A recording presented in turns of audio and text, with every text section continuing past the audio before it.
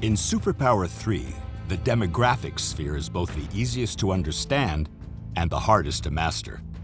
It's a singular addition to the series that probably has the largest underlying impact on whether you can be a successful leader of your country or if you will lose it in shame. One of the most interesting elements we have added to the game is the concept of cultures. Basically, a culture is a set of values that determine the general predisposition of a group of people to like or dislike the values that another group has. It's not a matter of simply comparing ethnicity, language, or religion, even if these variables are an important factor. In cultures, we also include 6 social traits. These elements mean that all population groups will be more comfortable in certain settings. Not everyone is a conservative, and not everyone is a liberal, but some are.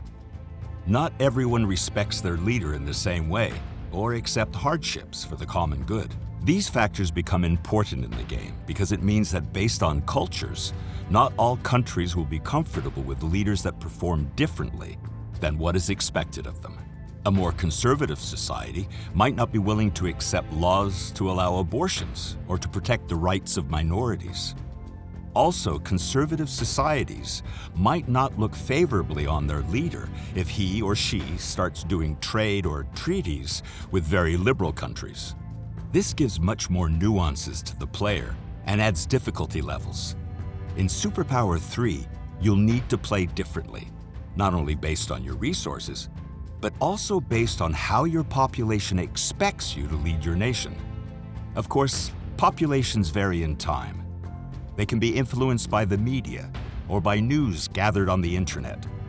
You, as a leader, must then decide how best to use these elements of subversion or control, depending on how your reign is going. Media can be friend or foe, and media have cultures as well, based on where the market of the country is. And you, as a political entity, will have a culture as well. That culture will be based on your actions.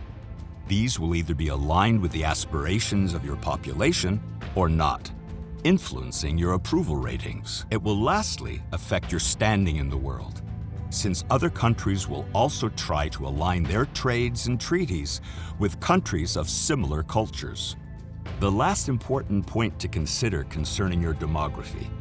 In SuperPower 3, regions can sometimes change ownership through trade or, most of the time, warfare. If that happens, you won't only inherit a region with production and geography. That region will be inhabited by citizens that will probably be different than the ones you started out with, who may have different cultures and ideas about what they would like for their new country. As these games evolve, the challenges multiply.